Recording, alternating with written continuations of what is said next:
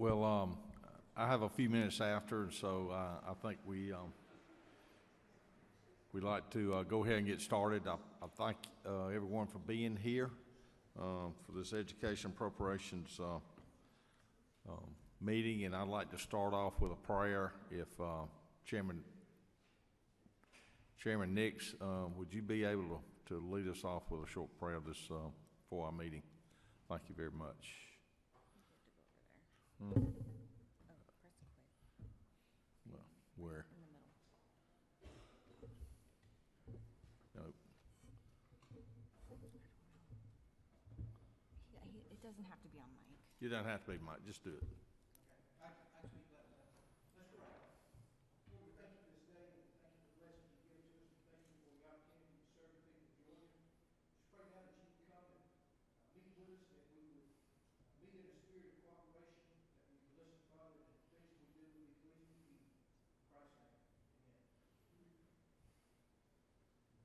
Thank you very much.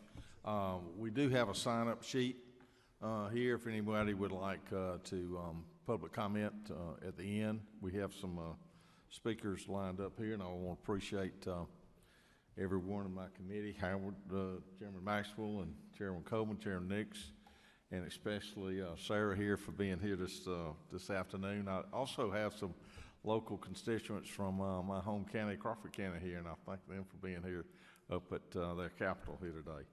Well, we'll start off with our professionals, and we're going to try to be brief, try to get through this today. We've got some time laid off, but we do want to hear from each of y'all that have positions in the budget, and thank you for the good work y'all do. And we'll start off with Professional Standards Commission, Kelly Henson, if he would come up and tell us a little bit about your budget.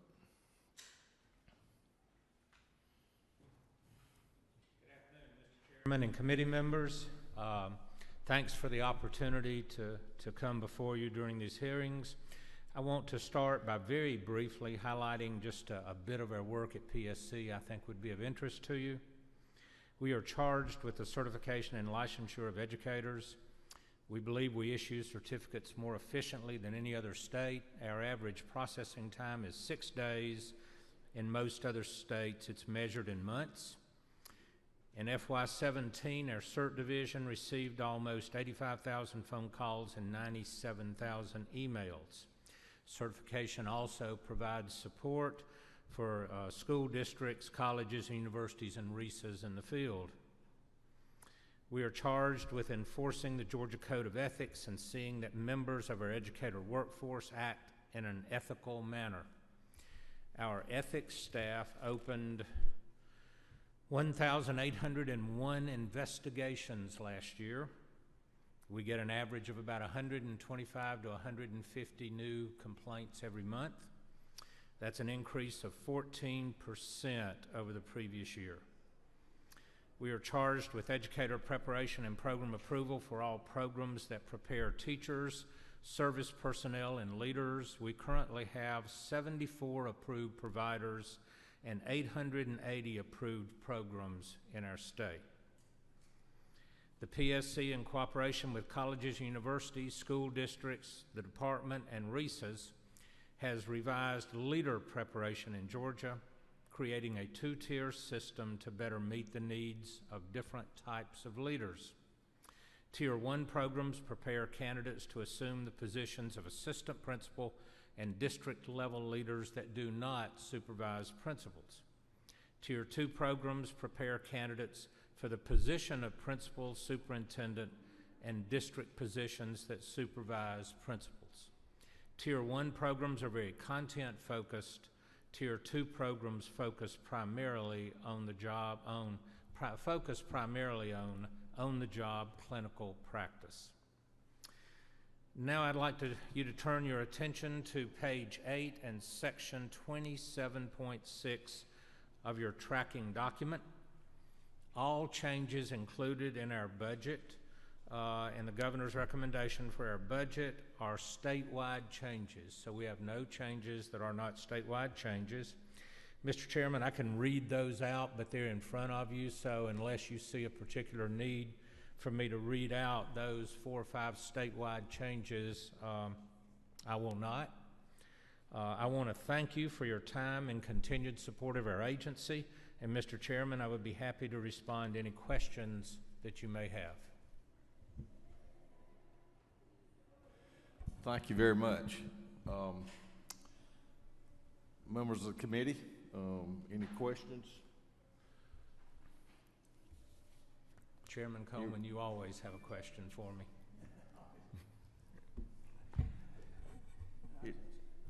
How's our teacher recruitment coming? I keep hearing there's shortages. If there's not a shortages, there's a push to need to come back to work half-time, and then I got a question I want to ask about half-time if I can. Okay. All right. How's that looking? Our official shortage areas in Georgia are special ed, math and science, and Spanish, if I remember correctly. But teacher shortages vary completely and significantly from district to district. One district may not have a shortage in any area. Then you get into certain parts of Georgia that are hard to staff districts, and they may have shortages in every area, including early childhood. So you really can't paint every school district with the same brush. The shortage, it looks different from district to district. In terms of recruiting, we are an importer of teachers in Georgia. We have tried to make the landscape as friendly as we can to invite quality teachers from other states. And I will tell you that we also have a very aggressive and outstanding alternative preparation program for career changers that want to be a teacher to find an efficient way into the classroom. And our alternative preparation program, if I remember correctly, typically year to year places about 20 to 25% of all new teachers in our classrooms. Our current state teacher of the year, if I'm not mistaken, was alternatively prepared. So hopefully that responded to your question, Mr. Chairman. Then I'll be through. I have one that wanted to drop some legislation about returning to work full-time. You've seen that before. We've tried that before.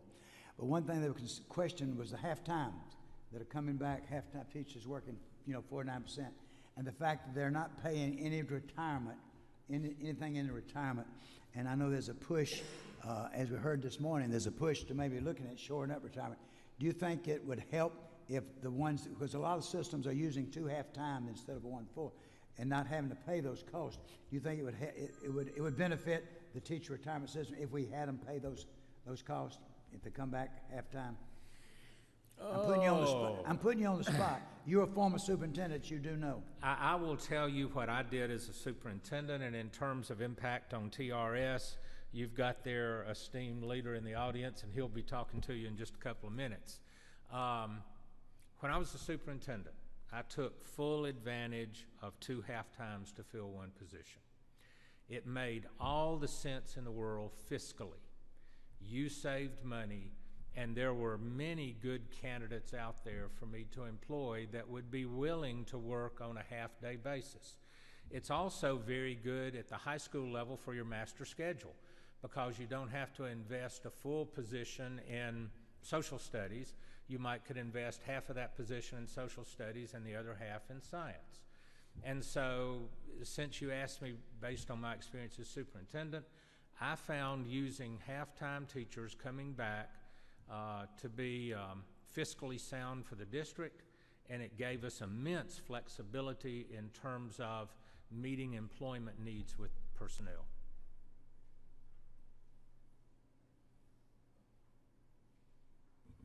Thank you, Mr. Henson. Is there any other questions of him from the committee?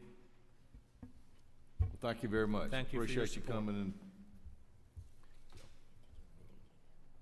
Next, I'd like to call Amy Jacobs of Department of Early Care Learning to come, please. How are you today? Thank you for being here.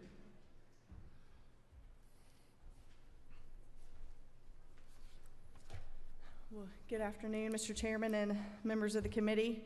And we want to say we appreciate all the support that you've extended to DECAL over the last many, many years for all our programs and services. Our budget is on page 1, section 22. We have 4 budgetary programs, and the only changes to those programs are statewide adjustments this year. There were no other changes to our budget besides the statewide changes. Happy to take any questions. Is there any questions from the committee? I'd like to ask something. We've had discussions before about spaces. A lot of your centers need an extra classroom or two, and could you talk about that with budget and that sort of thing, trying to match up spaces with budget? Well, if you're referring to Georgia pre-K classrooms Yes. specifically, that's what we hear a lot of times when we're trying to add classrooms in places where there are students waiting to be served by Georgia pre-K, is that either the school system just doesn't have the space or private childcare just doesn't have the space. And we haven't been able to find a solution to that just because we would be limited with how we use our lottery dollars. But that has come up, and unfortunately there's not much we can do from the state side on that. So what's the student teacher, you have to fill up a classroom before, and I really appreciate you helping me with one of my counties for finding providing another classroom, and also, so you kind of, you have some are maxed out and others have space, so. Right, it just depends on the location in the state, and if we get a call and either a school system or a private child care provider says, we have 20 kids or 22 4-year-olds that really want an experience in Georgia pre-K, we have a place for a classroom, we are a quality type program, and we can get teachers, we'll fund your classroom, because what we want to do is serve 4-year-olds. So if you've got the space and you can hire the teachers and you've got the children, we'll fund your classroom. That's not an issue. It's more of an issue where you don't have the space and there are children waiting. Thank you very much. Your early care learning and pre-K very important. Thank you. So thank you for the good job you do. Do I see any more questions from the committee? Well, thank you very much. Thank you for being here. Next, I would like to ask the Office of Student Achievement if Kiana Good is here, and I hope I got that right. So thank you. Yes, sir.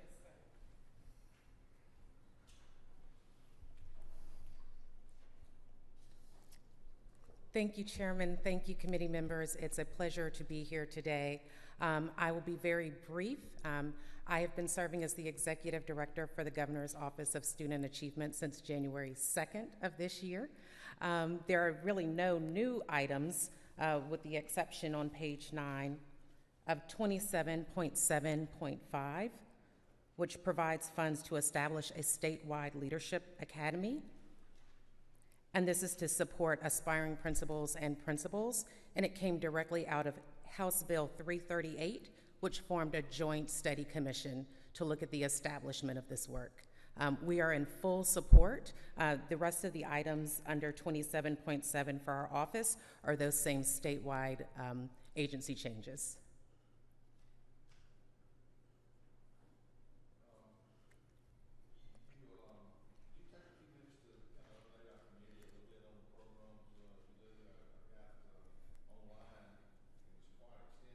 Yes, sir. Absolutely. Absolutely, it would be my pleasure. GOSA actually is a P20 agency, and so we have the pleasure of serving alongside many statewide partners from the Department of Early Care and Learning going all the way to the Department of Labor. I think of our work really in 3 main categories: the Governor's Honors Program, which is a residential program for gifted, talented high school juniors and seniors across the state. We successfully relocated the Governor's Honors Program to Berry College in Rome.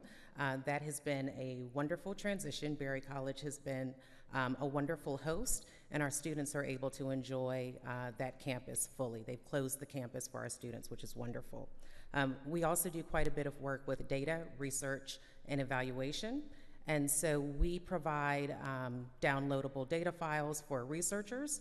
We also have we evaluate programs from DECAL's early learning, the E3Zs. We evaluate our own work. We also provide dashboards that can be used to provide transparent data information to all of Georgia's citizens. We also report on the progress of existing educational programs. So just last month, we presented before the State Board of Education about the current status of the strategic waiver school systems. Finally, our last bucket is our innovative grant funding. And so that is the work that's probably nearest and dearest to my heart because it allows us to fund classroom teachers and innovative educational programs across the state. And so our professional learning work, our innovative grant funding work, that's a really large umbrella, and there are several different types of grants that are under each one of those. Most recently, we awarded $7.1 million in grant funding for Connections for Classrooms, which allows us to expand broadband access.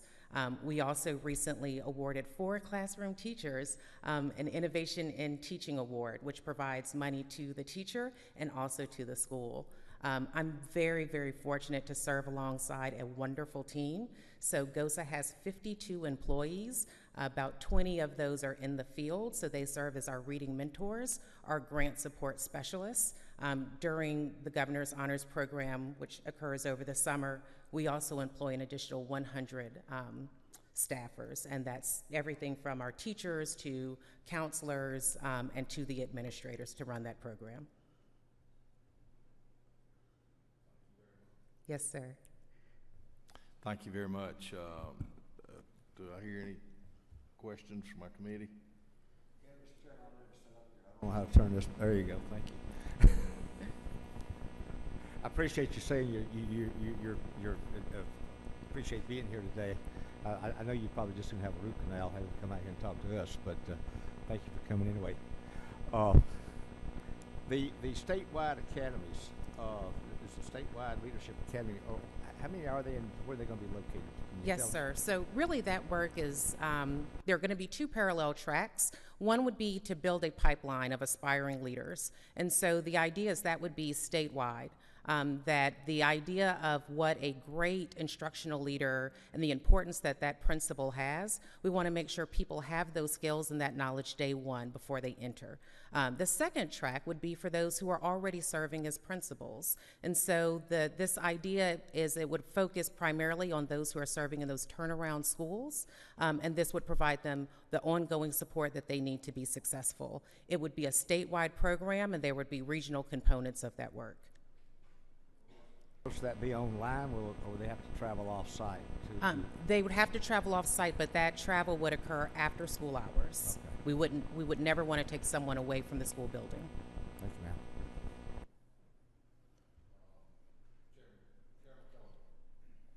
You know what I'm going to ask you about? Yes, sir.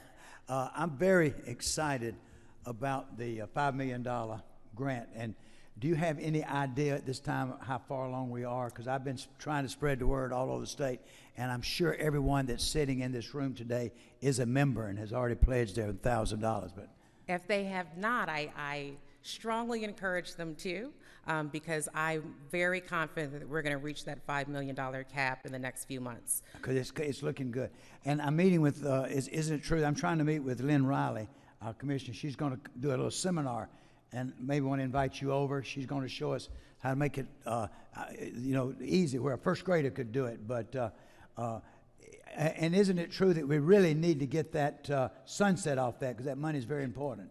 I am in full support of the sunset being removed. Yes, sir. All right, that's very good. And do you think we are going to make? Now that's the first year we're going to try to fund about 12 or 15 of these wraparound. Is that true? Yes, sir. Okay. Yes, sir. Okay. Based on the needs of that school community, absolutely. Very good. Thank you so much. All right. Thank you. I've got one request. I've got one of your programs, Governor's Honors Program. Yes, sir. Great program. It's been around many, many years. It's just top notch. I hear so many good things about it. And could you look into something? I was asking Sarah here how many high schools we had. Now, how many students, do you know how many students go through that program each year? Yes, sir. So that number ranges from anywhere from 650 to 690 students who are accepted as finalists. Well, could you look into our high schools? I'm afraid some are not having access. Some students there are not, for whatever reason, are not gaining access into that program. Could you look in to see how long some of our high schools have not had a participant in that program, and could we try to do something to try to encourage the administration or the students in those schools that have not tapped into this program in quite a while to do that? It's a concern of mine that I ran into in one of my counties this year, and I don't know if you've got that data, if you could look back, or who in your department runs that program to try to see. I know you've got great distribution between metro and other areas, but I just worry about some of our smaller schools not really keying in to encouraging students to apply for that program. Certainly, and I share your concern. So we do have that data, and I'll make sure to provide it to you, but we are looking at doing more regional outreach. So the program manager, Mr. Ricky Palmer, he is looking at traveling around the state, particularly in those areas where we've not had a finalist over the past 3, 4, 5 years, to communicate to both those district coordinators and teachers, those nominating teachers, what the program looks for, what supports exist, because we want to ensure that this program is representative of the state. Yeah, would you say you'd like to have a student at least every 3 or 4 years from a school? Absolutely, absolutely. Do you have any idea how long it's been some of these schools might have had a student? Could you get that information for me? I don't want to put you on the spot. No, absolutely, absolutely. I just like to see that. Absolutely. Thank you. Yes, sir. Any other questions? Thank you very much. Thank you.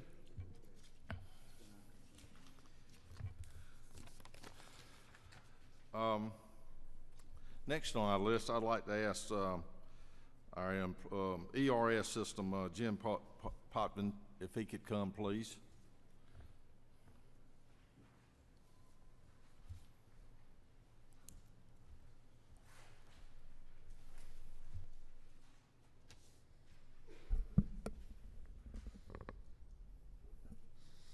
Good afternoon. Thank you. I'm Jim Potvin with the Employees Retirement System. So I'm looking at section 25 on page 9 of the tracking document. We have 4 programs listed here. The first is deferred compensation. So this refers to our Peach State Reserves programs, our state's 401k and 457 plans. The only change is a change of about $250,000 from FY18 to account for the expected growth in that program. That growth is mostly driven by additional 401k accounts due to new hires in the GSEPS tier of the ERS pension plan. So we've been seeing, a few thousand new accounts in the program every year, and we get charged by our administrator on a per head basis. And so this is continuing along the track that we've seen for the past several years since the GSEPS program was effective in 2009. The next two, the Georgia Military Fund and the Public School Employees Retirement System, the state makes direct appropriations to pay the actuarially determined employer contribution, also known as the ADEC, and the changes refer to slight differences between the amounts paid in 2018 and the amounts that we're requesting for 2019. So the Georgia Military Fund is going up about $160,000, and the Public School Employees Retirement System is decreasing by a little over $600,000. And finally, we have the System Administration Program.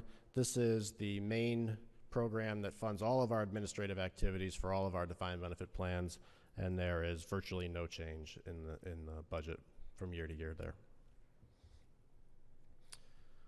Beyond that, I'd be happy to take any questions or give you an update if you'd like.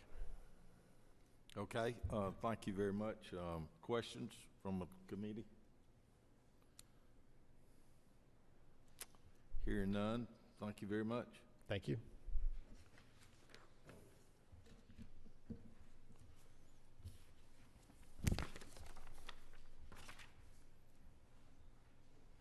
Teachers Retirement System, Mr. Buster Black, if you could come forward.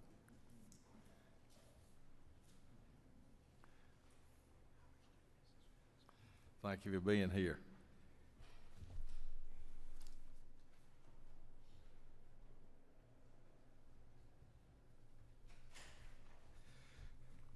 Good afternoon, and thank you, Mr. Chairman.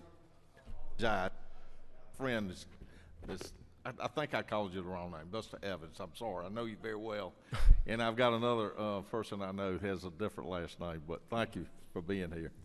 It's our pleasure. Thank you, Mr. Chairman, members of the committee. We appreciate the honor to serve you in the state of Georgia as director of the Teachers Retirement System. Three things I really would like to be able to address this afternoon. Certainly, we want to go over a quick agency update, go over our budget. Actually, our operational budget is a slight reduction, so hopefully that part is not a big issue. But there is one issue that has been, I think, on your plate and before you, and that's the issue of our actuarially determined employer contribution rate that has gone up this year. So I do want to provide you any information that I might be able to provide you as far as that is concerned.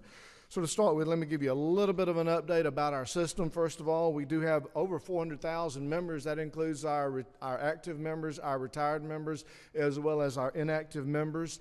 Almost all of these come from 5 different agencies to include K-12 Education, Board of Regents, our county extension agents, Technical College System of Georgia, as well as our public library system. One of the interesting things that you'll see, and again, I'm not going to go through the entire presentation that you have before you, but we actually have seen our number of active contributing members increasing, which is a good thing. During the last fiscal year, we also saw our number of retirees slightly decrease. If you also look on that first page, you will see that our assets on page 2 are listed as of January 1 at $76.6 billion. We had a very good year on our investment returns, ending June 30th, 2017, with a 12.5% return on our investment. First 6 months of the year have already been very well as well. Now, the last 2 weeks have been a little bit crazy, but thus far we are actually doing very well on our returns on our investment. As it relates to other information regarding our teachers' retirement system, if you turn to page 6, you will see a couple of things that we think are numbers trending in the right direction for us. And the first chart shows our active contributing members. And you see that for the first time since 2009, we have gone above 226,000 active contributing members.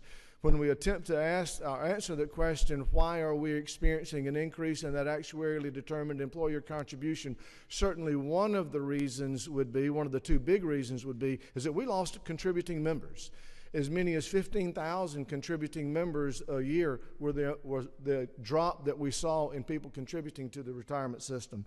Also, a number that we see trending in the very positive direction is our TRS change in net position over the last 18 months.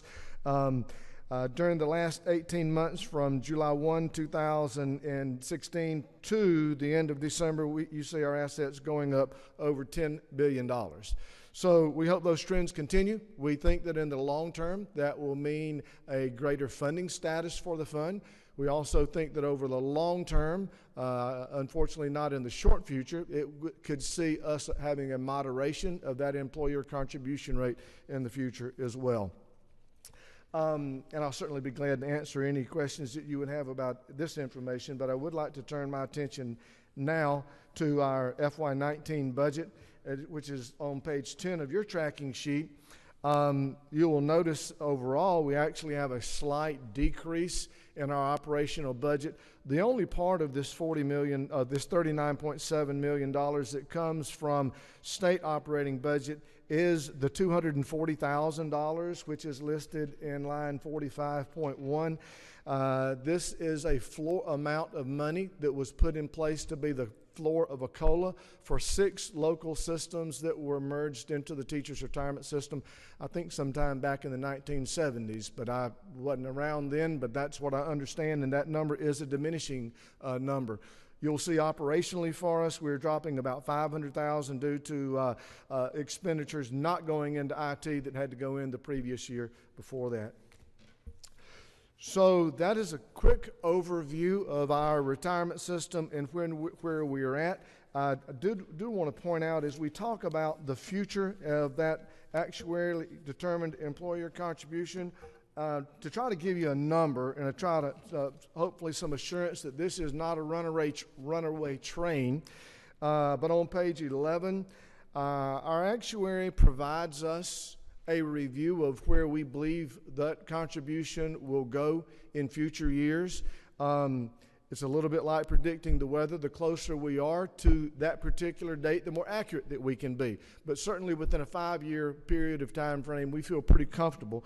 You see that we went from in 2018, 16.81. The proposed FY19 budget would see that number going up to 20.9%. Currently, the actuarial projection shows that number going up another 6.5 tenths of a percent up to 21.56. But for the next 4 years following that, we should see that actuarially determined employer contribution dropping a little bit down the way, even until in 2024 dropping back to current FY 2018 levels. Again, we typically look at those numbers from a long-term perspective. Again, the closer we are to the current date, the more accurately we're able to make these projections. And Mr. Chairman, that concludes the comments that I have to share, but we'll be certainly glad to answer any questions you might have. Thank you very much. A lot of information here. I appreciate you bringing it. Could you answer that question about? Yes, About Chairman Cole. half times? Could you comment on that half-time versus no pay? Versus, versus you wish they'd pay, and you've been a former superintendent, so you address that. Yes, sir. Certainly, I did the same thing that Mr. Henson has done in the past in utilizing retirees to come back to work. Actually, we have about 12,000 retirees who come back to work in the state of Georgia. About 3,000 of those come back as substitute teachers. So they're a valuable asset to school districts, particularly in that substitute teacher realm. We work with systems all the time to help them get back in place science teachers, mathematics teachers for those critical field areas. But we do see a number of people going back into various sources as a resource, which is relatively, certainly a cost savings to a school district, that we're able to hire 2 of those positions without paying either the TRS contribution or the state health benefit contribution. In some cases, those funds may or may not be, but may be earned by the local position school district as a part of their QBE earnings formula. You know, we all would agree that there's not enough money to fund education, but I would certainly tell you that number one, this might be an avenue to generate some additional resources into the retirement system, which would help make up some of this difference that we've seen to capture some contributions that are not currently coming into the system. You know, it's one of those things that I don't know that there's any one silver bullet that's going to resolve all of our issues, but I think if we look to find out what are those few little things that we have been able to do, and in your presentation, there are some things that we've done over the years, including that first $37,500 tax offset. We've looked at making adjustments along the way and some assumptions. We've also changed the fact that we have a closed actuarial formula, which will eventually pay off our unfunded liability.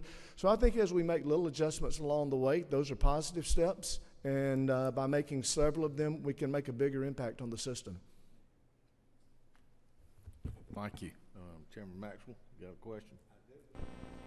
My friend, Mr. Evans, thank you for the presentation and looking at these contribution rates on page 11. It's still going to be based on the lowest rates that we've had in the last few years, 16%. In 15, that was about a $1.4 billion, I believe, bottom line hit. So we're going to be putting in anywhere between 1.4 to 1.6 billion dollars a year in the true dollar amounts for these contributions. So that's not going to be dropping under $1 billion in a while, which would be like. Is that correct? Yes, Mr. Chairman, I do believe that would be a correct assessment. Okay, thank you. If I don't have any more questions, thank you. Appreciate that good presentation. Thank you for being here. Okay, thank you very Thank much. you for the good job you do. Absolutely, absolutely. I'd like to take the privilege to recognize some students. They're fifth graders and some eighth graders from Gwinnett County. And Omar, the Ishaq family, raise your hand back there in the back. Raise your hand. Those young people are seeing how government works. They want to come in and see. This is where the money is being decided, young people, and we appreciate you being here. So thank y'all. Thank you for being here. I know Chairman Coleman, nobody in this capital knows education. Has got more enthusiasm for him than he does. So great job. Next, I think we're down to our last presenter, Mr. Ted Beck, DOE. If you could come forward.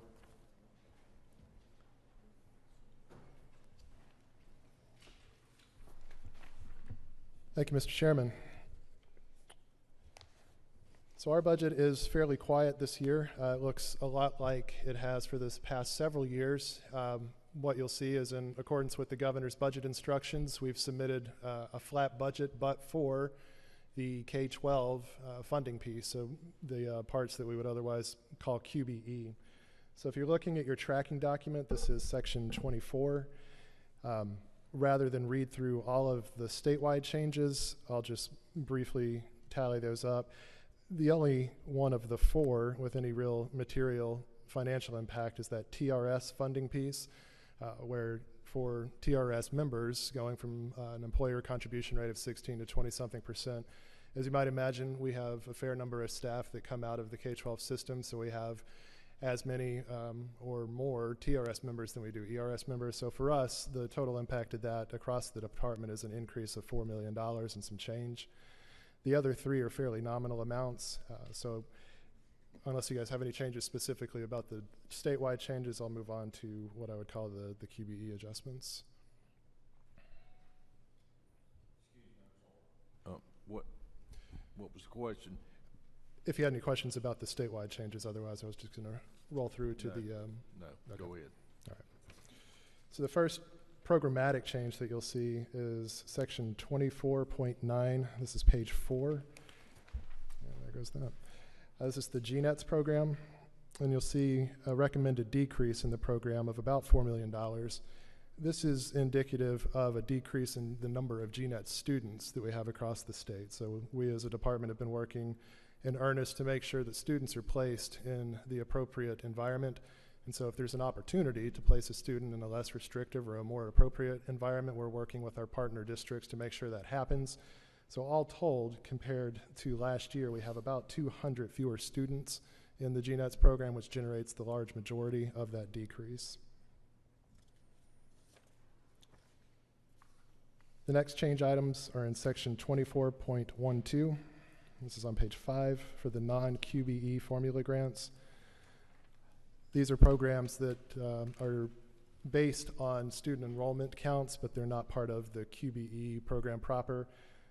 Two of those are reflected here. One is a decrease in the residential treatment facilities grant program. The other is in the Sparsities grant program. Both of those are due to just minor decreases in enrollment, either in the RTF side or in those schools that qualify for the Sparsity program. Section 24.14, just down the page, this is the Preschool Disability Services Program. This is where the state is funding services for 3- and 4-year-olds that are receiving some sort of treatment service inside of the K-12 system. The enrollment or the types of classification of those students has changed to either presenting a more severe disability or just a few more students in there, but they're fairly expensive when they do enter the program. And so the increase of the $1 million that you see there represents the enrollment change for that program. Section 24.15 is equalization inside of the QBE program.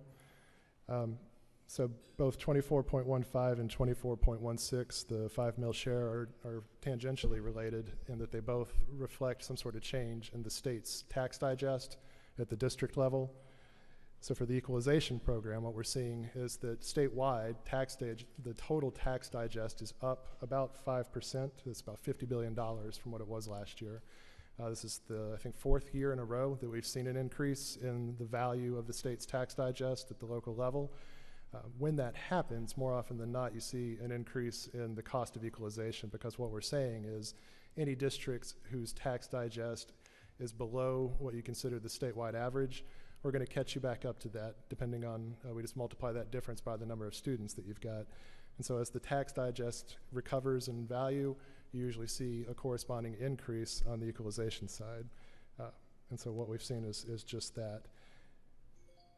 Conversely, in the 5 mil share program, this is the funding that the state constitutionally says districts have to more or less put up to participate in QBE. So what we're saying is that at a minimum, 5 mils of your local levy are going to be used as your what you're putting into the pot, essentially, to participate in QBE at a statewide level. And so we reduce what the state owes in terms of the QBE amount by that 5 mil offset. And so as the local tax digest increases in value, this number goes up, and it makes the QBE as a whole less expensive to the state. So again, every time you see these multi-billion-dollar increases, you'll see a corresponding $100 million or so decrease in what the state's going to push out through the 5 mil share program. Section 24.17, the QBE program itself. This is on page 6. So these are the major changes in our budget for this year, and the foremost of those is the first line item, section 24.17.1. This is the TRS adjustment for the state's instructional core. So all the teachers inside of our K-12 systems, this is the corresponding amount needed to fund that rate increase for just the state share of that teacher's salary. So if there's a local component that's being paid to that teacher that's beyond the state salary schedule, that's up to the district to fund, but for all the state-funded pieces of that, the state funds it through the QBE program. So that's about $290 million. 24.17.2, this is where you see actual enrollment growth and the training and experience for the instructional core. We talked about this with the midterm adjustment, but it's a fairly slow growth year so far. We're compensating for about 6,500 new students in the K-12 system. That's out of a body of 1.7 million. That generates this year about $120 million in increases there. 24.17.3 is the math and science teacher supplement program. We've just been seeing fewer of those teachers apply or otherwise qualify for that program, and so we are paying out, we believe, fewer of those in the FY19 cycle. 24.17.4 is a slight reduction to the school nursing program. There's no policy recommendation here. This is, again, a formula-driven calculation. The net result was that you're earning the supposed salary of either RN or an LPN for every so many students that you've got inside that system. When we added everything up this year, we had systems that lost students more often than systems that gained students. So the sum result is a slight decrease in what we're paying out in nursing services across the state. 24.17.5, this is the state commission charter school supplement. So these are the grants that go to any state authorized charter. A lot of growth in that area, just in the number of state authorized charters. I think we've added, I know it was 4 last year. I think another 4 came online this year. And so this is the student enrollment piece of those schools. And so it's about $10 million. And finally, 24.17.6, this is an adjustment for charter system grants. This used to be a much bigger ticket item, but when we introduced the idea of flexibility for school systems and allowed districts to declare themselves either charter systems, strategic waiver systems, or to stick with the governance framework that they had, all but 2 chose to be either charter or strategic waiver. And so for several years, we were paying out a supplement. It's about $100 per student inside of a charter system. And so we've funded most of that. So this is the last little bit of increases that you'll see on a year-to-year basis for any system that's declared themselves charter. Anytime they have enrollment growth, you'll see a nominal increase in that amount. Finally, section 24.21. This is the state schools program. So these are the 3 schools that the Department of Education runs for both the hearing impaired and the blind. There is a small increase there on 24.21.5. This would be just like any other school system that sees changes in the types or growth and experience in their instructional core. Our teachers tend to stick with us fairly for a little bit longer than maybe a normal teacher would. I think that a lot of that's due to the fact that they're very specialized in their training and these are the areas they want to work in. But as those teachers become more experienced and go up the scale on the state salary schedule, they become a little bit more expensive. And so this is funding related to our teachers' training and experience result. And so those are the budget changes that we have. I'll be glad to answer any questions that you might have about our budget or the department in general. Thank you, Ted. I do see a question. Chandler, Joyce. Thank you. I'm sorry. Thank you. Ted, I have had several questions in my district about why we were reducing funding for school nurses. Mm-hmm. And you mentioned that, but would you go over that again so Sure. I can be sure I have it correctly?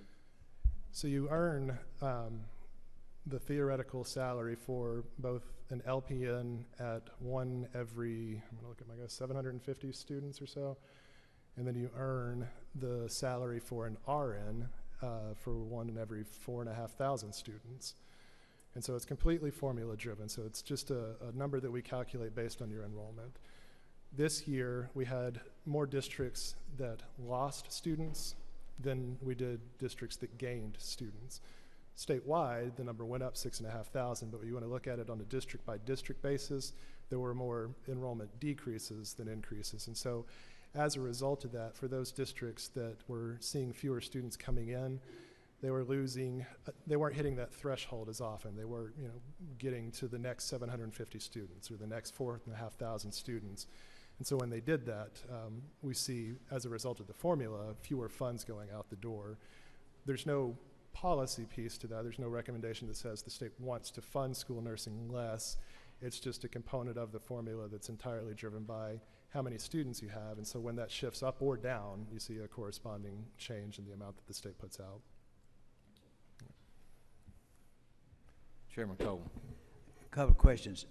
Equalization, if I could. Mm-hmm. We changed, I think you were here, we changed that formula. We need to save, what, a couple of hundred million something and change the percentage, lower, whatever. Are we meeting the needs by doing that? Are we meeting the needs of those really poor systems that, because we're eliminating, I think, the bottom, 10 or something. Are we taking, I'm concerned that we're not really giving the money where it needs, some that really need it. I'm putting you on the spot. Yes, sir. I think there are lots of different ways to look at the financial experience of districts that have substantive tax bases and ones that don't. We as a state choose that particular measure, the tax base itself, to determine whether we're going to call that district relatively wealthy or not wealthy. I don't know enough about how other states look at that, but I know one thing that gets talked about a lot is potentially looking at median income of families that actually attend school in that district as a potential alternative measure that may be more indicative of what happens inside the classroom, and as opposed to what that county just happens to be able to generate. One of the things that I hear a lot of is that districts where exemptions have been passed, particularly the senior exemption, can have a pretty deleterious effect on the tax base. If you, particularly if you're a county where people like to go to retire, all of a sudden you have a lot of folks that live there and own property. They're not necessarily directly contributing back into that school system. It just ranges. So if you're a winner in the system, in the current way that we do that, I don't hear as many complaints. If you're a system that's on that bubble that sometimes gets equalization and sometimes doesn't, I hear a lot more out of those systems. I'm asking you, I hear there are those out there, and a good many, that we're missing that really need it. I wouldn't doubt that they have an true? I'm sure that they could use every dollar that they were given. But if they need it, okay, we are missing, okay. And may I ask the second question about recess? Absolutely. Recess are very important to me, and I think we're giving them more and more and more to do. And I know the state, y'all are at the Department of Education, giving them a lot more to do. Do you think they're, a pointed question, are they properly funded, What do we need to do to bring them up where they can do it? Because we're asking them to do more and more and more. And I they're- haven't- with grant, see, right now we give them grants, so we tell them how to spend it. If we took those grants and just gave them the flexibility, you know, I know y'all give them mostly grants, I think they could do a better job, but we give it to them and then tell them how to use it. What's your opinion on that? My personal opinion is that, yes, you're right. Most of our funding is program specific. It's to do something around math education or literacy, or to assist districts in some sort of planning or curriculum development. So I think it would depend on what the legislature's interest in either seeing those particular programs funded, or, as you said, seeing each individual RESA being funded to go do what it thinks it needs to do for its member districts. They do receive a fairly substantive amount of funding from the state and from the federal government through the pass-throughs and the title programs, as you're aware. So I think it really just depends on whether you believe the RESA would be a better partner if it was able to kind of control its own destiny with those funding, or if you were more concerned with being able to see statewide results for certain programs. Well, we've given our school systems complete flexibility, and we're saying each district is different, and they need to determine their needs, but it seems like we're not doing that with RESA. We're saying, okay, here you are, but you got to put it here, there, and the other. I just wondered. I feel like maybe we need more flexibility for them, because most of their funds are grants. Is that not correct? Yes, sir. All right, thank you. Thank you, sir. Thank you. Are there any more questions of Ted from our committee? Well, thank you, Ted. I appreciate you Thank being you here. guys very much. If there's any things else, we'll get in touch with you. Okay, before I go to our, we've got a sign-up sheet, and if anybody has not signed up, want to speak, please let me know, but we'll start with this list. Before I do, I see a very distinguished group of teachers that have just walked in over here on our right-hand side, and I know one of them very, very well, and I don't know who's the leader of this group, but she might very well be Carrie Beth Tidmore Jones. Could you introduce your group who just walked in? We're part of the lead CTA teacher, and so we are a select group of 20 teachers from around the state that's chosen to do this program. And it's a partnership between Georgia Department of Education, Georgia Association for Career and Technical Education, and CTER, which is our resource network. Well, thank you very much. I know this group's very well educated, and Carrie Beth got a very good education at Dickey Farms, working for me for many years. And I'm a much better person for it, so thank you. I think first on our list, former Representative Ed Lindsay is here. I'd like for Ed to come up, the former whip, and Ed would please tell us about what's on your mind. The former chairman of this committee for a short time period. I was very honored to serve on this committee, I believe, for 8 years. I'm here representing the Georgia Charter School Association. And before I start for my ask, let me also give a hat tip to, I don't know if she's still here, but to the Georgia Governor's Honors Program. I was a 1976 graduate of that program, so I'm very glad to see that it's still being well funded. We're here on behalf of the Georgia Charter School Association to ask for you to begin funding HB 430, which was passed last year to help provide facilities fundings to charter schools.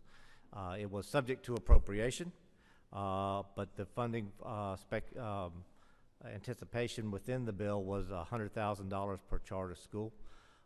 We recognize that if we're not in the budget at all, we may not get that amount this year. That would cost approximately $8 million to fully fund the program, but we would sincerely ask for this committee to begin putting it in as a line item and let us build toward fully funding that program.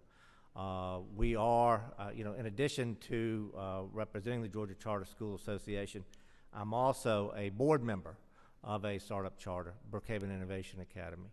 And I can tell you from personal experience how important this sort of program would be toward us being able to provide the same level of funding, or the same level of facilities that are enjoyed by more traditional schools within the state of Georgia. And basically what the bill anticipated was that the money would be going toward either the purchase of real property, the construction of property, or the lease of facilities. And that would be something that would be critically important to not just my charter school, but to any charter school operating in the state. I believe, to give you an idea of the difficulty that charter schools face versus traditional schools, within the entire state of Georgia, only 3 charter schools are eligible for eSPLOST. Although every school system has the capacity to include charter schools within eSPLOST, but only 3 actually choose to do so. And those 3 involve facilities that are actually owned by the school systems. Most charter schools are not in that situation. Mine, for instance, is leasing property and anticipating construction of property. To give you an idea of how difficult it can be, particularly in urban areas, the Brookhaven Innovation Academy is currently located in Gwinnett County because it was a whole lot more financially feasible for us to do so. We do also have Hannah Heck here, who's on the board of the Georgia Charter School Association. She'll be talking in greater detail about some of her experiences also as a board member. But I'll be happy to answer any questions.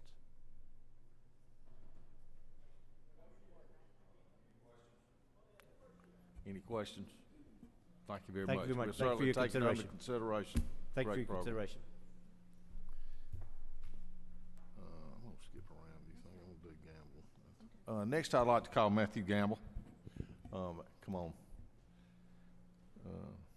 Georgia Association of Career and Technical Education. Okay.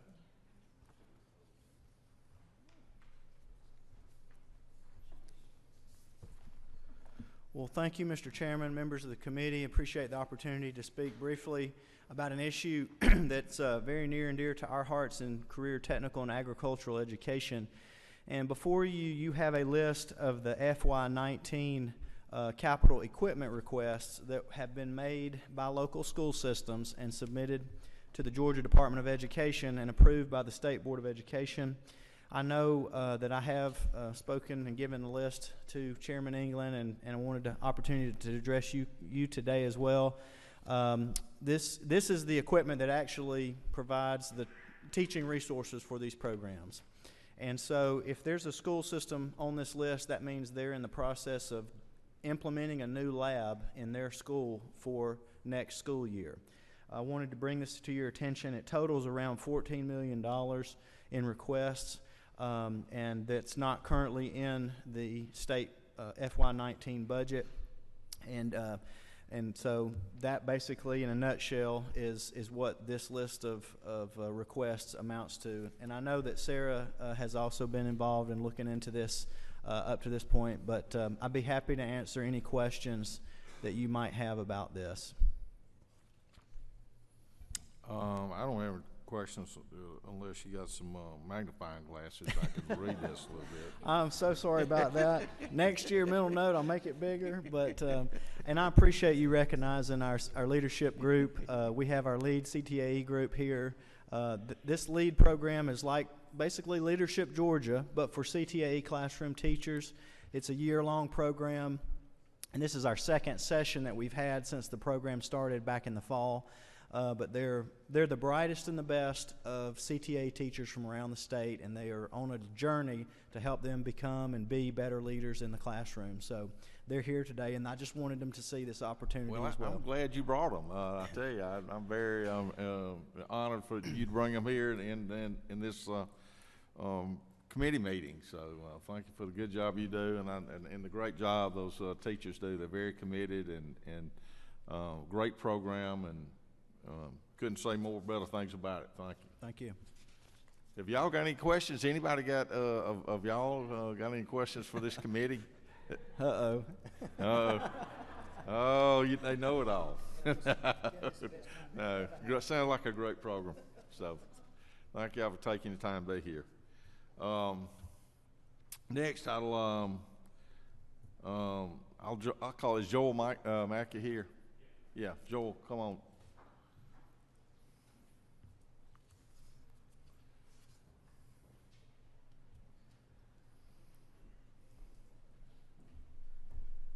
Good afternoon, Chairman Dickey and committee. My name is Joel Mackey, and I represent the Georgia Vocational Agricultural Teachers Association, and I've got a couple of ag teachers in the group today as well. So great job for Matthew and the group of ACTE folks that are here. I want to start with echoing Mr. Gamble's comments about the capital equipment. A portion of that $14 million that was approved and requested includes about $2.67 million for agricultural education, which provides, Mr. Gamble said it great, resources for teaching the most basic aspects of our agricultural education program. So we would encourage this committee's support if there's any way for that funding to be provided in the bond package or otherwise. That's critically important to our program. I want to speak about three really other quick matters. One relates to the TRS issue we've already spoken about. 70% of all of our young farmer positions salary are state funded, as well as our area teacher program, which area teachers are strategically located throughout the state, and they provide key support for both relating with local systems related to agricultural education, but also coordinating activities of our students. Those fundings did not, $8,000, that's 2411 in your tracking document. There's about $8,000 in the governor's recommended budget for the 4% adjustment for those two programs, the state portion. That number is, we believe, closer to about $202,000 to actually fund the 4% increase for for the young farmer program in the area for the TRS match. The other two notes that I would make, and I'd love to answer any specific questions about this, are two very exciting aspects of growth in our program. Ag education continues to grow throughout the state, certainly in rural areas and urban areas. What that has done is we've added, on average, 14 to 21 new ag ed teachers throughout the state over the past 5 or 6 years. Some of those in middle schools, some of those in high schools, but the result is we've kind of not been able to keep pace with our extended day, extended year funding for those programs. As many of you know, a critical aspect of all career tech education is kind of this idea that we're going to engage with students where we find them, including in after-school supervised agricultural experience programs and through the FFA. Those are funded in part through our extended year, extended day contracts, and so we were short about $153,000 in FY18 to fully fund that aspect of our program, and anticipate, based on growth, that number being about $253,000 in FY19. And then the last thing is, many of your, especially in rural areas, have a young farmer program. We saw those numbers cut quite significantly by local school systems decisions back coming out of the Great Recession. Those have been coming back, and they're providing a great resource in our rural communities for adult education, young farmer education, and as that has grown, we've increasingly had a need for professional support. Historically, we had an executive secretary, a full-time position, and that position was eliminated to a part-time position as a result of the economic downturn. That person recently retired, and so we've asked Chairman England, and would ask this committee as well, to consider funding that position, and that request with benefits is around $100,000. So let me say, Ag Ed is live and well in many of your districts, and I want to say how much we appreciate the support of this committee, and would love to we'll be glad to sit up here and extol all the great things that our teachers are doing, but in the interest of being brief, I'll stop there, and if there's any questions. Thank you for the good job. Yeah, Ag Ed in my part of the world, in my constituents, very, very important. Do a great job, and a lot of dividends there for students for that. So, any other? Appreciate you being here. Any questions, Joel, from the committee? Thank you. Thank you for taking the time to be here. Next on our list, Mary Frances Williams if you'd come, please. School nutrition.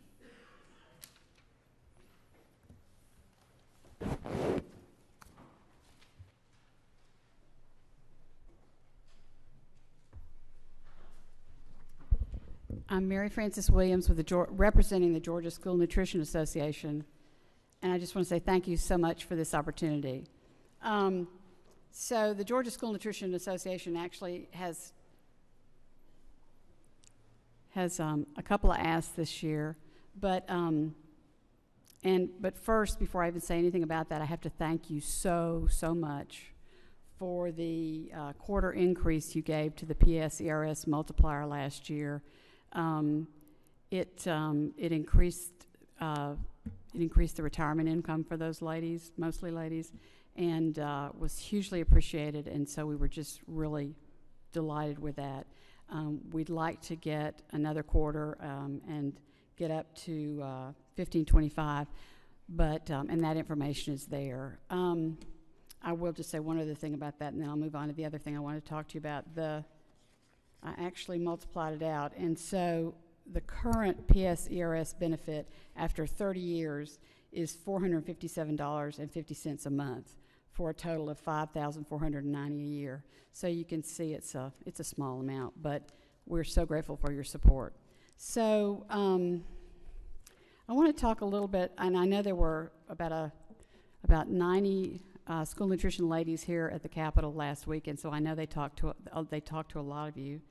And we're requesting that $2 million be restored to state funding for school nutrition in the fiscal year 2019 budget, and that would be line item. I mean, our school nutrition is in the DOE budget is at line 24.13.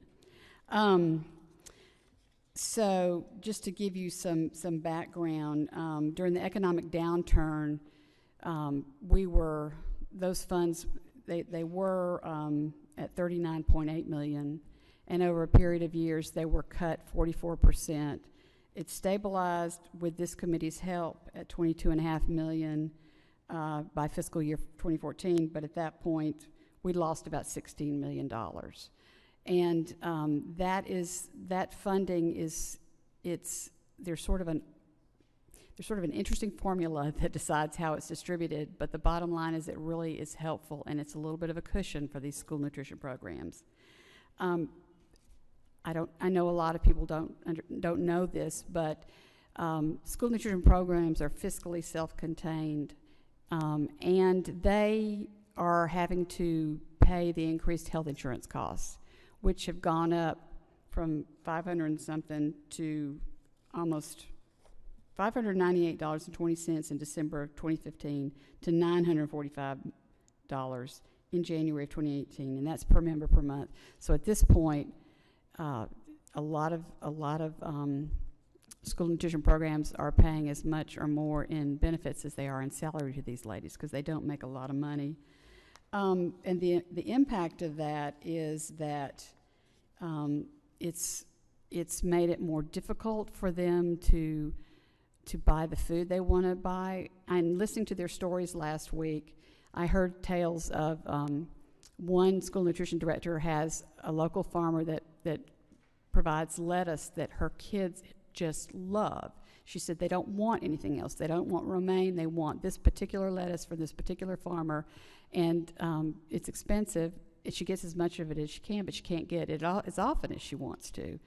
And just putting funds back in the state school nutrition fund would help with things like that. I heard tales of school nutrition directors who are having difficulty purchasing whole muscle chicken. I didn't know what whole muscle chicken was a few years ago, but one school nutrition director told me she has kids put their head in the kitchen door and say, "Are we having the good chicken today?" And they don't. That's the chicken that they like. I mean, and school nutrition directors would like to be able to serve that. They really want to serve more fresh fruits and vegetables from Georgia farmers, and this would help them be able to do that. They had many stories about the different products that they're buying from Georgia farmers, and they want to do more of that, but that costs more money, and with these rising health insurance rates, it's just really put a pinch on their programs. So adequate funding allows us to accomplish our ultimate goal of serving healthy, nutritious meals to Georgia school children, and we can't stop the rising cost of health insurance, And it's nobody's fault really, it just is what it is. But if we got some of this, if we began to get some of this 16 million that we lost out of the fund over this period of time, it would help us, it would help make our programs a bit more whole. So I'm happy to answer any questions. Thank you very much. Any questions from the committee? Well, out. Thank you, ma'am. What's the average price the students pay for school lunches? And does it include that we pay, some schools furnish breakfast, lunch, and an after-school meal, is that right? I don't know, different programs pay totally different. I can say, I've been told that the average plate cost is $3.50, which doesn't sound like a lot. I mean, that's the cost to prepare it, but that includes labor, equipment, everything. And the other thing is, that money is federal funds, and they. That's the dollar. I know that. Yeah. Well, the other thing is, I didn't know this, but they don't get paid for a lunch unless it's eaten. So they prepare the food, but if a child doesn't take that plate, they don't get paid. They get paid per meal that is eaten. So that would be tough. Thank you. Okay, thank you very much. Thank you, Mr. Chairman. Okay. Members of the committee. Next on list is Helen Sloat. Helen, if you.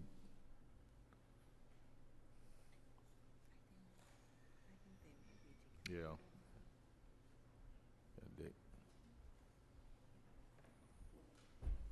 Yeah. Good afternoon, Mr. Chairman. I'm bringing friends. I'm Helen Slade. I'm with Nelson Mullins, and I'm here today on behalf of Together Georgia, Youth Villages, Multi-Agency Alliance for Children and Kids Peace. And I'm going to let Mr. Tysinger, I think he's following me on the list, but I'm not. I'd like for him to speak to a specific instance here that I'm here to talk about. First, I wanted to thank you and your committee for all the work that you've done over the years for the residential treatment facilities. You've been very helpful with the non-QBE formula grants, which are at line 24.12 on the tracking document. I would like to bring one thing to your attention. As you know, Georgia has a number of children in its foster care program. And now the numbers are around 14,000 on a daily basis.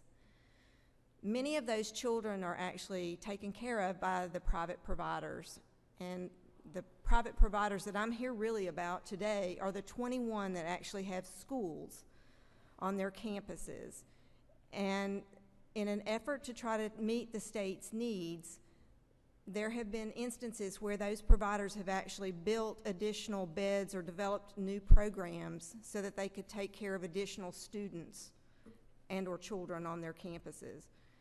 And there is an issue that is happening, and it's happened more than on one occasion, where when a program meaning a facility such as maybe Devereaux or Twin Cedars or the Methodist Home or Georgia Baptist, and in this instance, Kids Peace, brings on additional beds, there's a need to get those beds funded so that those students can actually be educated in their classrooms.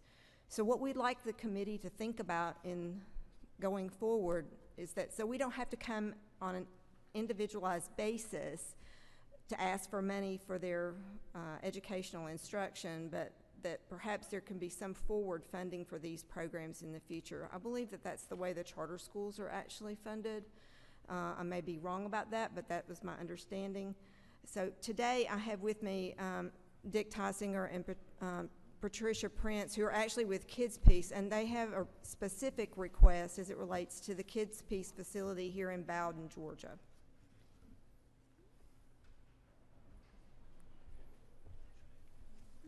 Mr. Chairman, members of the committee, thank you very much for hearing our dilemma that was just described. My name is Dick Tysinger. I'm from Carrollton. I've been a volunteer for Kids Peace for 8 years. I have with me Patricia Prince, who is on the front line as the school principal of our in-house school at our facility in Bowden, Georgia. At our campus in Bowden, just a general overview, we provide therapeutic and educational programs and services to 60 teenagers right now who face psychiatric, psychological, educational, and behavioral challenge. In other words, kind of the toughest of the tougher folks. Most are diagnosed with severe depression, anxiety, post-traumatic stress disorder, and our substance dependency. These issues are almost always initiated by some trauma suffered by these kids earlier in their life. And by the way, while we're located in Bowden, we serve kids from virtually all the corners of the state where kids need this kind of treatment, even though we're located in Bowden. These kids come into the custody of DFACS and DJJ and are referred to by these state agencies for treatment and rehabilitation at our facility in Bowden. So we are very close partners with these two state agencies looking after our state's troubled kids. Of course, a major component of what we do for these kids is through our on-campus school.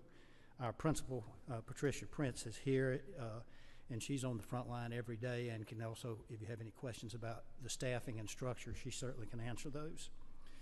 And as you know, and was just outlined, the services like Kids Peace provides are in high demand by these agencies right now, and in an effort to help address that demand, we worked very hard for the last 2 years to raise the funds to add 20 additional beds, which we hope to open in October and receive our first kids for that additional 20 bed unit in October.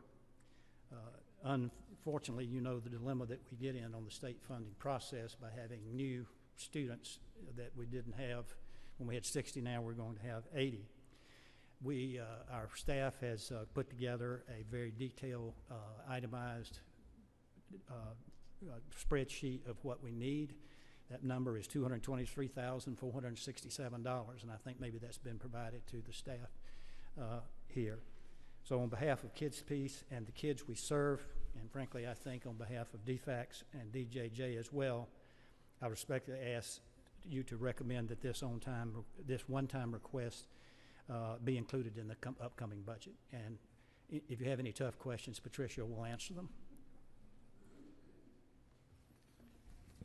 Thank you very much. Any other questions? Chairman Lunson, do you have a question? Okay, thank you. Anybody else from committee? Well, thank y'all very much. Thank you for the good job you do, and thank you for this sheet, and we'll certainly take it up. Thank you very much. Okay. All right, school nurses. Lynn Meadows, is she here? Yes, thank y'all. And Lisa Morris also, yeah, okay.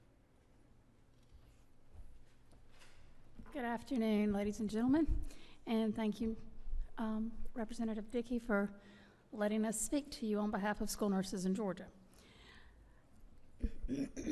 As you know, as you know, school nurses are on the front lines keeping children and staff safe, well, and ready to learn. The budget of 2019 reflects a $580,000 cut to school nurses across Georgia. I realize this is based on the QBE formula. Enrollment may be down in some areas, but it's not down in my area and many others across Georgia. Probably that would entail losing about 15 or 20 school nurses.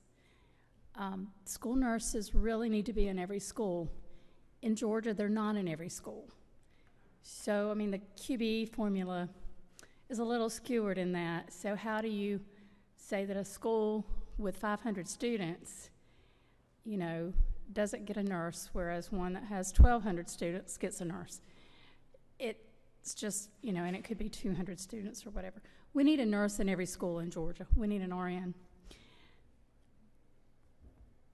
I don't know if y'all know, I'm sure you do, because I'm sure flu has hit hard in this area too. School nurses are working tirelessly to triage kids right now. To take a nurse out of a school would be detrimental. We're seeing more and more chronic medical conditions, fragile children. We even have kids that are at school with trachs. They require catheterizations. And we also have a few children in Georgia that are on ventilators that are nurse supported as well. We would like to also add that we have applied for a grant, and it has been received by the Georgia DOE, and it's a Medicaid funding grant, which is a match funding, and it will match dollar for dollar. So the $580,000 is really not $580,000. It's a $1.1 million cut for school nurses. This could be our finally our opportunity to have a nurse in every school in Georgia, because it will allow us to grow the school nurses in Georgia. There are so many kids with so many needs. Recently, there was a young lady last week who died in Coweta County, flu. We're seeing children right now who are presenting with flu-like symptoms, and they may or may not even have a fever. It is the strangest thing we've ever seen this year.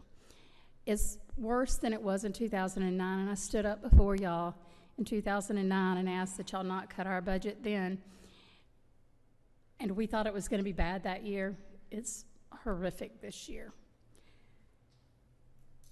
We would like for you to consider asking that $580,000 be replaced as a line item. And I'm going to let Lynn Meadows talk to you about some of the things that she's seeing in Fulton County. I'm in Glenn County. I'm a lead nurse, and actually I'm with the CTAE program is my school. So my school is technically not really funded, because in the overall system in Glenn County we have about 13,000 kids, but those kids come from our high schools over to our career academy. So if you think about it, I'm out here at our career academy, but that 750 equation, it's not really conducive to having a nurse at that school. But fortunately, my county being in Glenn County, we have a higher tax base, and they are able to put money back into the school nurse budget, because it's not totally funded by what is, by the DOE money. So we would just like for you to put that back. Lynn? Yep, thank you. Go ahead. Hi, good afternoon. Well, no, welcome. Go ahead. Thank you. I'm Lynn Meadows, as she said. I serve as my day job is the coordinator of student health services for Fulton County School System, but I'm also for the Georgia Association of School Nurses, the state director for the National Association of School Nurses. So I represent all of the school nurses in the state of Georgia on the national level. And things that Lisa said are so true. I'm going to speak a little bit about my district specifically, because I can tell you about my district specifically, and then I can tell you a little bit from a state perspective and then from a national perspective, and it'll be really quick. So for our school district, for instance, Fulton County has 98,000, roughly between 96 and 98,000 children in our school district. We have a staff of 23 registered nurses for 96,000 kids. We have 106 buildings. In each of our buildings, what we have, though, is an unlicensed clinic assistant, but from a registered nurse standpoint, I have 23 nurses. Out of our 96,000 kids, and you may say, well, how do you know your information? Because school nurses, we capture a lot of data, so when we need to tell our story, we have real, actual information. So of our 96,000 kids, I have 33,000 kids, over 33,000 kids that have a medical issue. So that's a third of our kids that either have something from, it can be asthma, diabetes, recovering from brain cancer, to mental health issues, to asthma issues, allergy issues, the whole gamut we see. In our school district, again, we use our registered nurses to help cover every school, but there's not a licensed registered nurse in every school. So my school nurses spend a lot of time going from school to school. With even what is proposed in the budget to be cut, that may not impact a huge district like Fulton County or Cobb, but in a sense it does, because we still don't have the number of school nurses that we need in the first place, even in a big school district like Fulton County. So for that funding decrease, I share in that concern with even our smaller schools in the rural areas when we talk about the ratio, and there's a national ratio for one school nurse to every 750 students. Well, just because a kid, as Lisa said, there's a school district that might only have 300 kids, those 300 kids, if you think about acuity, Of those 300 kids, you may have 5 kids that have diabetes, 4 kids with asthma, and so to take that nurse out of the building is just not the right thing to do. One of the other things that I just wanted to mention from a national standpoint is that we know research has shown that there is a clear connection between academic success and school health services and school nurses. So although we're nurses and we're passionate about school nursing, I want to go back to the research. It clearly shows where schools have school nurses and school services, kids are healthier, they do better in school academically, and you may ask, well, why? Because if we put them in the best health status that we can, they're able to exceed better in the classroom. So our thing is better health, better learning, and that's just been a clear connection of what school nurses can bring to school systems.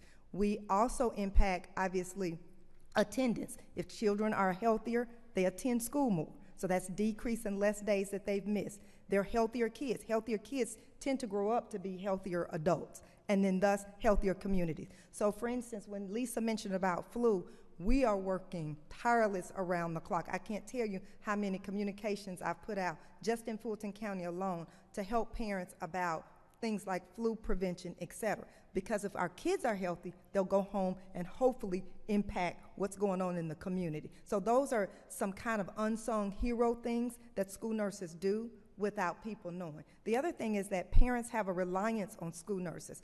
We joke about this as school nurses, but this is so true. Oftentimes, a student might be sick at home, and what the first thing that they'll say to a parent will say to a child is, oh, well, tomorrow morning, just go see the school nurse.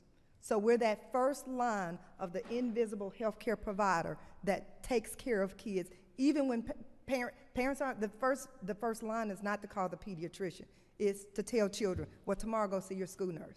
And then it's for us to determine that maybe potentially what care needs to be exercised at that point. So again, I would just implore you to not allow that what may seem a small increment in a decrease in funding is significant to already in a field where we don't have enough school nurses. And when they're even in the 2018 going into 2019, we still do not have licensed nurses in every school.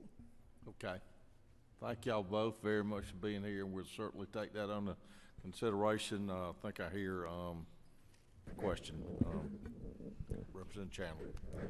May I ask you, you said 23 RNs in Fulton County schools. Yes, ma'am. Do you have LPNs in the No, schools ma'am. in So addition? we deliver health services in Fulton County through a shared team approach. So my registered nurses act as case managers, so they have a caseload of schools. So we divide all of our 106 schools. So one of my RNs, for instance, may have 6 schools. And so she goes around to those 6 schools on a daily basis to make sure that we're checking in with that unlicensed person. And the unlicensed persons, I will tell you, the RNs work very hard to make sure that they're trained, that they're appropriately to care for students, but again, it's not a licensed nurse. May I ask another Yes, one? absolutely. And this may be impossible to answer in light of what you just said, but I wonder how many schools in Georgia do not have a school nurse? We're actually working on capturing that data through the Department of Education, and that's an excellent question. We would love to be able to track that information for you. It seems like, and this is just an honest statement, because I've been a school nurse, I was brought into Fulton County to create their school nurse program. I used to be the Assistant Vice President of Nursing at Grady. And I will tell you, in my 18 years of being in the school district, the number is constantly changing and shifting because we get funding and we hire school nurses. The funding goes away, so we lose nurses. A lot of the nurses leave they come in for a year and they leave the profession because on an average, an RN in the school district makes about $25,000 to $30,000 a year. They can go down to Grady, easily work 3 shifts, 12-hour shifts, and make $60,000 a year. So it's tough. Okay, thank you. Chairman Coleman. Is it true, I want to ask, I guess, Sarah, isn't it true, though, that nurses it's the only position that we required in the budget that we fund by category, rather? In other words, they get flexibility with their other money. They don't have to hire counselors, they don't have to have, they get funded, but they don't have to necessarily use that. But if we fund nurses, the school systems have to use that for nurses. They don't. So I thought they did, but they don't. They can use it for anything they want to. And they don't have to hire if I'm not mistaken, they can hire one certified nurse and then they can supervise a lot of nurses. Is that true, the way they work it? It is not, well, I mean, they allow that, is that correct? If you have a certified nurse in a county, they could put non-certified people in schools as long as they're under, is that correct, the way we allow it? they can do that, but they're unlicensed people, and they are not nurses. No, I'm just saying, but we do allow, that's what's happening. There are. There's been no one that's to what's govern, happening. right, there's been no one to govern or to oversee the funding, you know, and there's systems out there that do not have a nurse. All they have is clinic aides. Yeah. Or a parent. Or a parent, or parent, and, you know, maybe she has some, or he. But they have to have a certified nurse maybe in that system, overall of them, is that correct? To your point, though, they are supposed to, but I think what Lisa is saying is, it's not governed very well. So like in Fulton County, we do. Like me, I'm a nurse with a master's degree. And you have all these so others. I can oversee that program, which is the right way to do it if you're not gonna have a licensed nurse in every school. But you've gotta have enough registered nurses. We're seeing, just because of the acuity of kids, each one of my schools, I dare say, in 106 schools, our schools at least have 2 or 3 diabetic students. To calculate insulin, et cetera, takes an RN.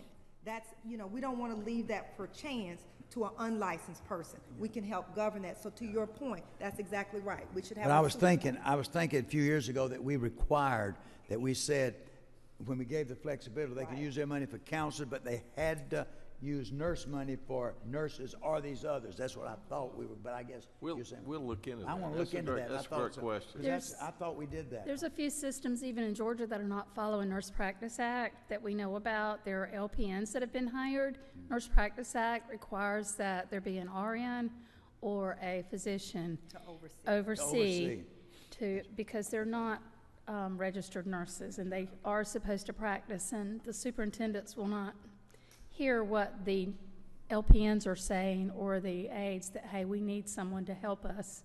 I'm not sure. Okay. Thank you. We'll look into that. Okay. I appreciate that. Thank you. Thank you. Thank y'all you very so much for being allowing us. here. Thank you. Appreciate that information.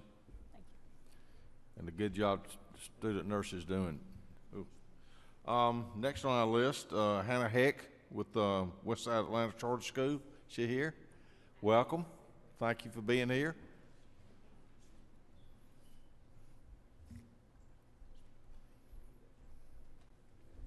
Thank you for your time today, Mr. Chairman and members of the committee. You were wise to have everyone sit here and listen to everyone coming up, because we realize what a big job you have in front of you. So thank you for hearing all the things that are really important in the state and for education.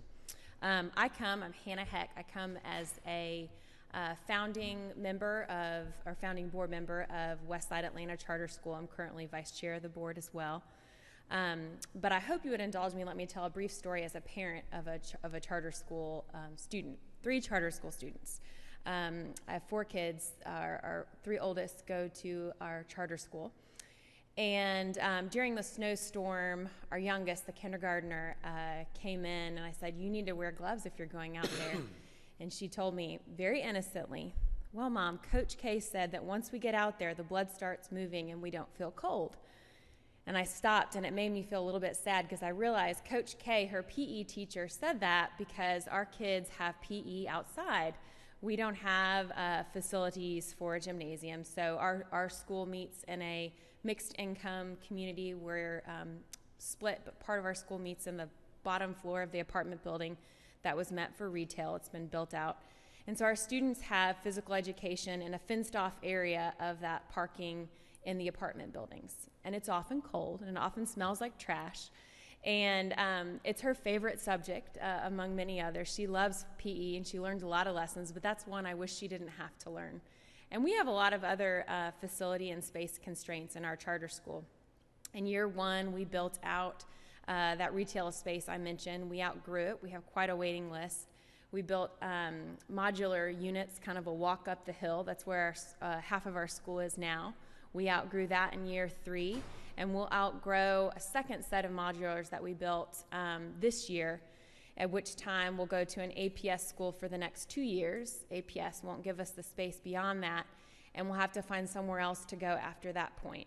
As a board member, I can tell you that facilities have been something as a charter school that we have constantly discussed.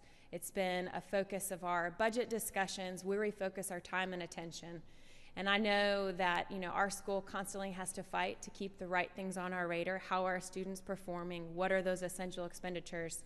But facilities take up a ton of our mental energy and space because we don't have the same type of funding as a traditional public school.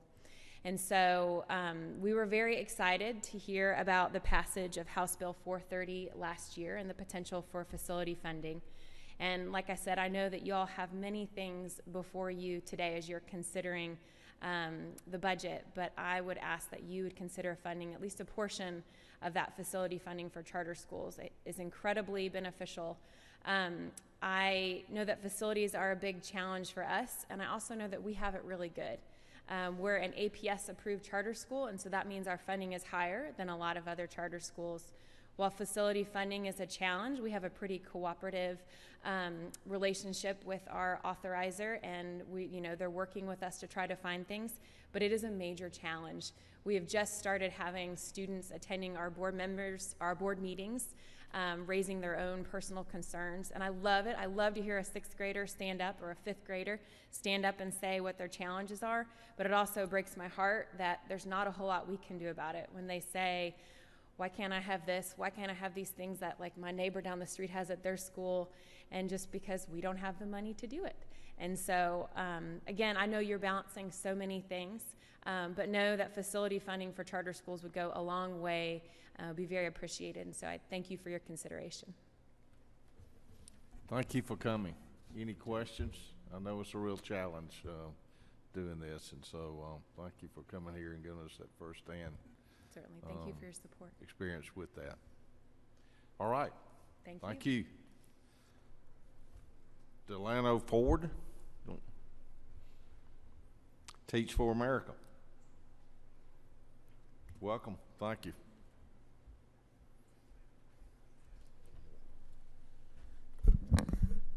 Good afternoon, Chairman and committee. It is with deep gratitude that I stand before you, thanking you once again for the support that you all have provided Teach for America. Your deep partnership and investment in our program has allowed us to attract other private and public partnerships to the state and have allowed us to expand our impact over the years. I am Delano Ford. I'm the Executive Director of Teach for America, and I think that you understand our organization well, but just really briefly, we find, develop, and support leaders who come to the classroom, and we support them in their commitment to education for the 2 years and beyond that they work in this space. We also recognize that their work begins with leadership in the classroom and can expand to a lot of opportunities that continue to support some of our most vulnerable students and communities.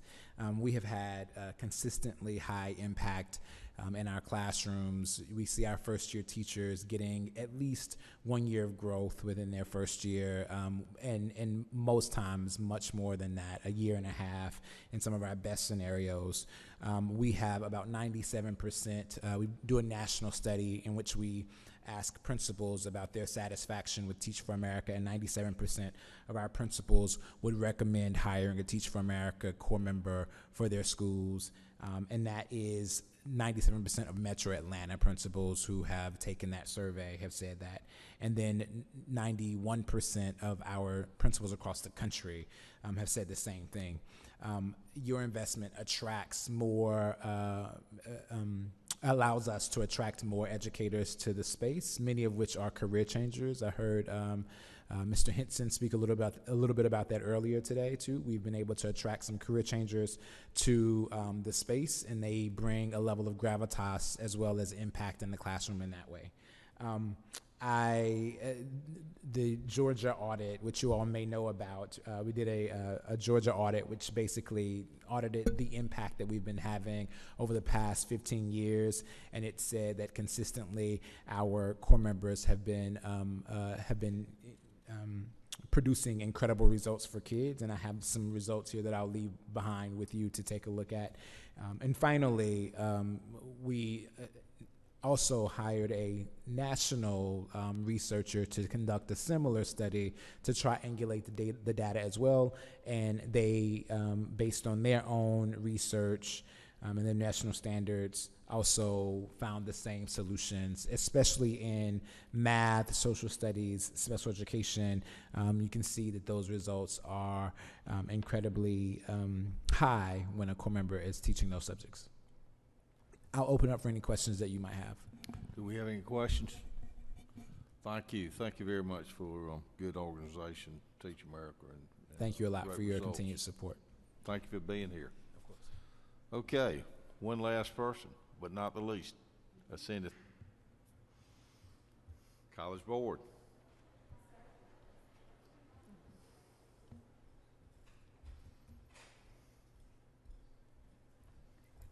Good afternoon, committee. Thank you so much.